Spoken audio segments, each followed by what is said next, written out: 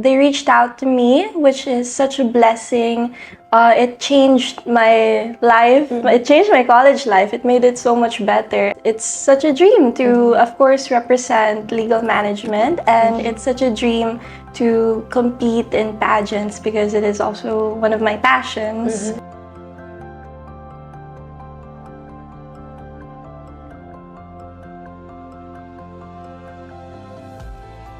You have to just keep standing up. You'll have to keep holding your head up high. You have to show yourself that you can do it and that you will.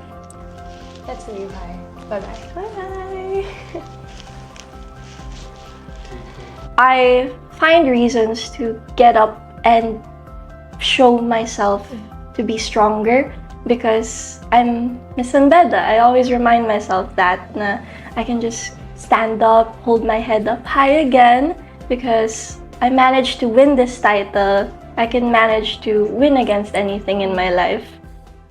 In this episode, we celebrate beauty with passion, leadership with humility, and the true meaning of the Bedan spirit. Today's guest has proudly carried our school's name with grace from the moment she was crowned Miss Beda 2025. But beyond the crown, there is a story, a student, a leader, and a Bedan shaped by tradition, faith, and community.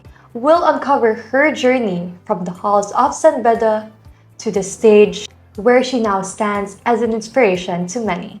Join us as we get to know the woman behind the title, her passion, her challenges, and the heart that beats for the Bedan community. For today's guest, we have Miss Beda 2025, Miss Rafaela Plata.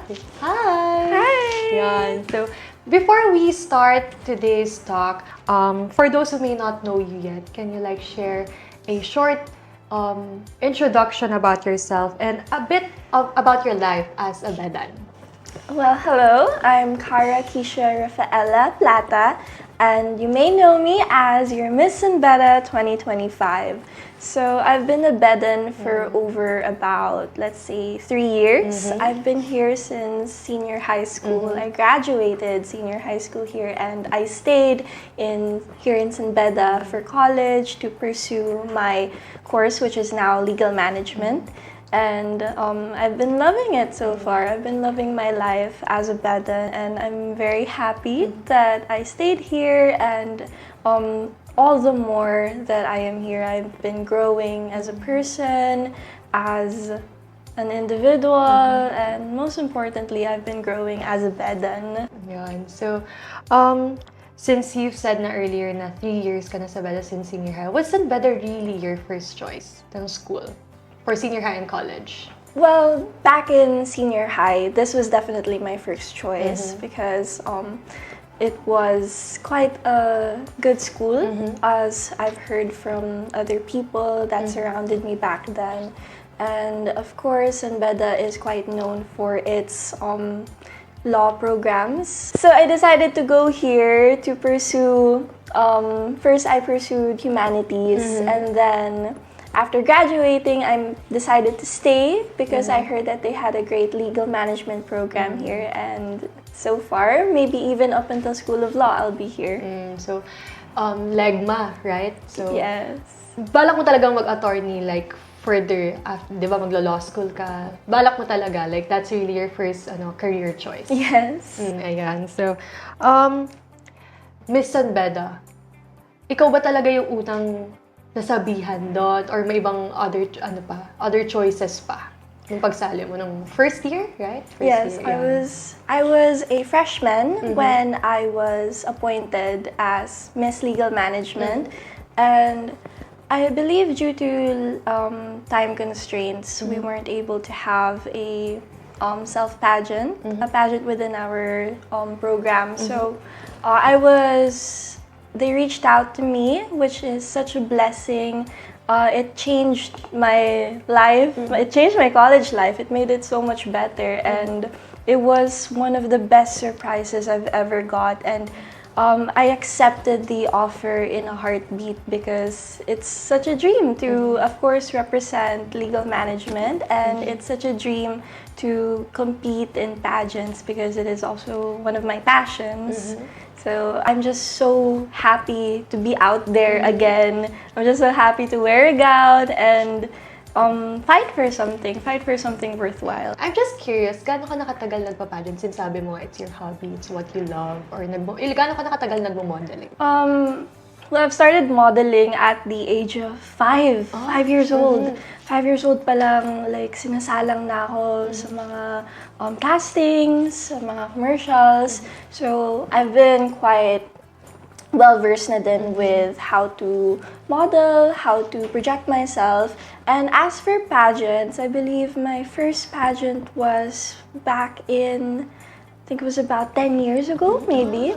I was about 10 years old, and it was this inter-school pageant where I represented my school, my former school as well, back in elementary. And I competed with many wonderful girls from different schools, from different regions. And for my first pageant, that was actually my first loss as well. I didn't win that one. But I still kept going because despite losing, I told myself that, oh, this is something that I really love to do. So I don't care if I lose. I'll just keep on joining. I'll keep doing it again and again. And that's where my love for it grew. And I kept joining more. And until nagkakaroon na din ako ng titles. And here I am right now. I'm your Miss Beda 2025. I got here because I love what I do, and even if I lose, I still want to keep going. Yan. So, nung sumasali ka na coronation night na, do you ever thought na ikaw yung mananalo, like Miss Beda 2025? That title, pumasok ba yun sa isip mo? Actually, no. During coronation night, I wasn't thinking of winning at all. It wasn't the first thing on my mind. It wasn't the only thing on my mind. All I wanted that night lang was to enjoy, honestly.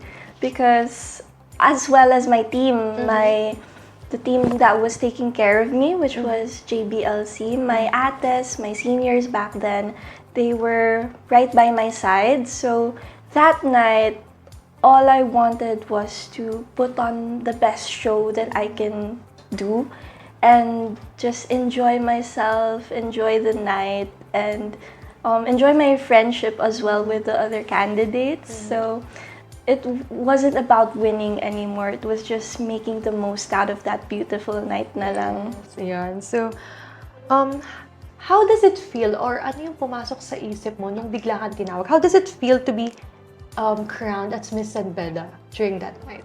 Well, at first, it was so surreal. Like, everything just stopped for a moment. Actually, it didn't register sa akin na I won. Because I believe yung unang tinawag is the first runner-up. So, I heard the other program get called. And parang nandun lang ako. I was like, what just happened? Natulala ka, gano'n. And then it hit me. I'm like, oh, ako pala nanalo, okay. And I was so happy. Then time froze and I looked sa audience. I saw my program. I saw legal management and they were all cheering. They were so happy. I saw the team. I saw my JBLC team that was taking care of me. They were also so happy. Some were crying and that naiiyak na din ako nun. So then it hit me na I did it pala. I won na pala. So it was such a dream. It was like floating and you're dreaming and you just can't wake up. Yun, sa tagal mo ba namang nag-pageant, no? Parang comeback mo to. Is this like your comeback since sabi mo 10 years ago yung last pageant mo? No, actually. I've been doing pageants actually every year. Actually, ever since I've been here in San Beda, may nagagawa ako every year during Santo Niño. So Santo Niño is always such a wonderful time for me. It's always such a important and festive time for me because I'm always doing something. And I believe if I remember correctly, back in senior high school, I had we had this Sinulog festival dance, and then I was their Sinulog queen, and it was also a contest. So I think naglaban-laban din yung mga Sinulog queen per strand, and then that's my very first title here in San Beda, which was Miss Sinulog Queen 2023 ata. And then, after that, 2024 came. Actually, in 2024, I took a little rest muna. Then, 2025 came, which was Miss San Beda na. So, it's always been such a beautiful time sa akin, ang Santo Niño. Yes. So, nasabi na nga natin yung Santo Niño. And now, December na. Then, we all know na January ang Santo Niño, diba? So, with the Santo Niño Festival approaching, we know na, kasabi mo nga lang, it is a celebration deeply rooted sa'yo since senior high school. So, as Miss San Beda, how do you connect your role to this yearly celebration? So, I believe my role as Miss San Beda every Santo Niño is to really just be a symbol or an image of what we stand for, not just during Santo Niño, but all year round. But that is to be a student of humility, of excellence, someone who really carries the values that Beda instills in us. And it really shows during Santo Niño because, of course, it's not just a festive event. It's a religious event, and we are grounded by our faith. We practice our faith. We celebrate it, in fact. And for me, every Santo Niño, ino-offer ko talaga sa faith ko yung activities na ginagawa ko. Na it's not just for me, it's not just for my program, it's also for God. So, yun nga. How has representing the Bedan community changed you, or may mga pagbabago ba nung nanalo ka ng Miss San Beda? Yung experience mo ba, mas nag-gain ka ng confidence nung nanalo ka? Nag-iba ba yung perspective sa'yo ng mga kaklase mo, ng mga kakilala mo, or no naman? I believe it stayed the same naman. Of course, I'm still me. I'm still Clara, with or without the crown. It's the person naman talaga who defines the crown. It's not the other way around. It's not the crown that defines the person. So, of course, in my day-to-day life, I always have my personal struggles. I have my personal challenges here in school and outside. So, the perspective that I have on myself, as well as the perspective that people have on me, it's still the same because nakikita ko pa rin naman yung sarili ko, as well as the others, that I'm a flawed human being at the end of the day.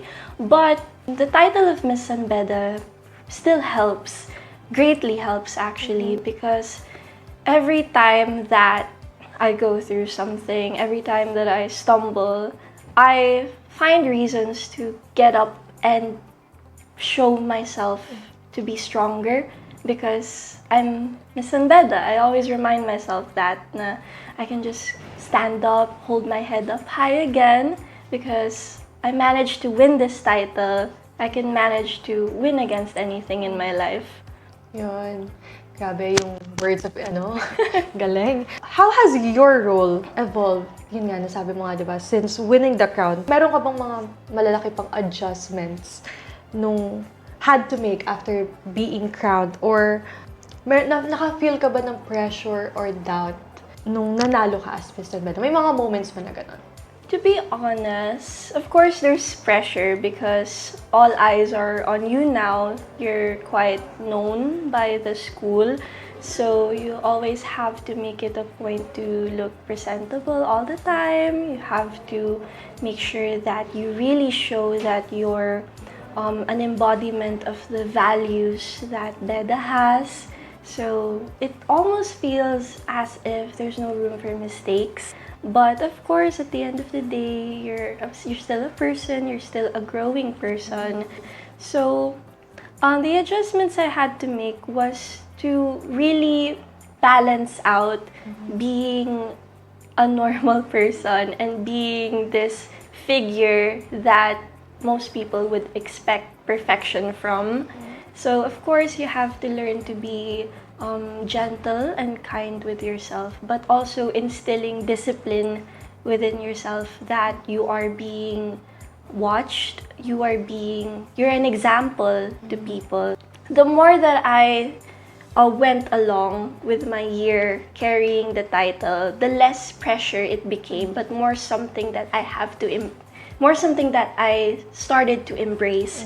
That it's not like parang, oh, I have to be this perfect person in everyone's eyes, but more of I'm who I am, but with this title, it inspires me and it encourages me to better myself further, to really embody my values, my principles, and inspire people around me.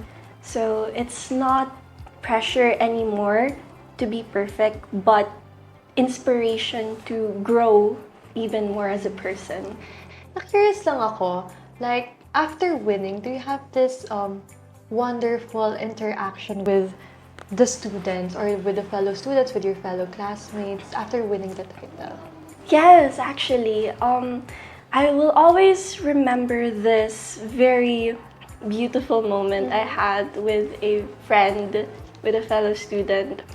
After winning, this friend of mine reached out to me, and she mentioned that she also wanted to compete in pageants and that she was inspired and she would like to learn on how to walk, learn how to speak better, and just carry herself better in pageants. And we had this day where nagturuan lang kami all day long. I had so much fun personally. Like, despite my busy schedule, I told myself, no, I really have to make time for this friend, because I appreciate that she admires something from me that she would like to take for herself, because that means that I'm doing something good. That means I'm really radiating what I stand for. I radiate my title, and of course I wouldn't just want to keep it to myself. I want to inspire more. I want to give out advices so that many other girls just like me would reach their dream.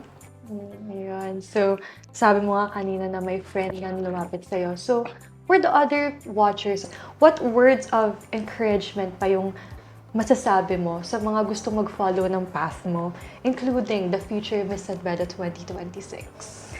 To the future Miss Beda 2026, and whoever out there wants to pursue their dreams, all I have to say is you just really have to go get it, no matter what.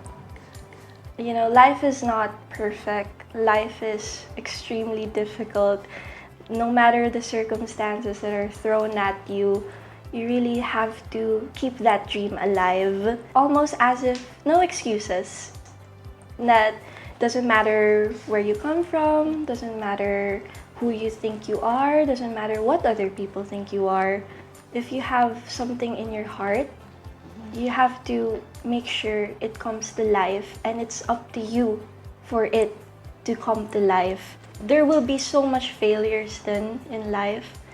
There's so much that's going to break you down. There's so much that's going to hinder your way. But even despite that, it's really never about perfection. It's about growth. So you have to just keep standing up. You'll have to keep holding your head up high, and you have to keep putting this show not just for others, but most importantly to the most important audience that you have, which is yourself. You have to show yourself that you can do it and that you will.